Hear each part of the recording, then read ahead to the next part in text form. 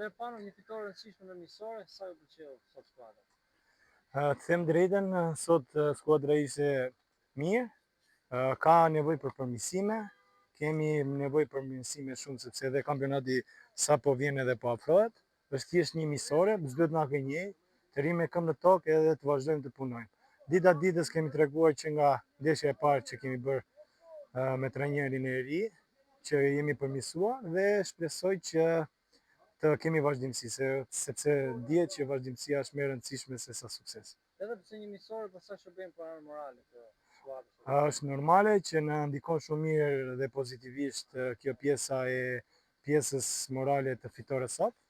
Mendoj se në qoftë se ka vazhdimësi ekipi dhe ana morale do jetë akoma më mirë dhe mendoj se po të vazhdojmë kështu do arrim shumë gjëra.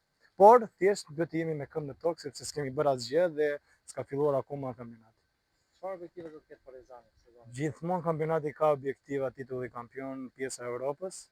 Shpresoj që mos kemi dëmtime, të kemi grupin në kushte optimale dhe mendoj që me këta çuna që jemi gjithë punëtor, çuna të thjeshtë, ndihmojmë njëri tjetrin, flasim me njëri tjetrin, rrim grup me njëri tjetrin.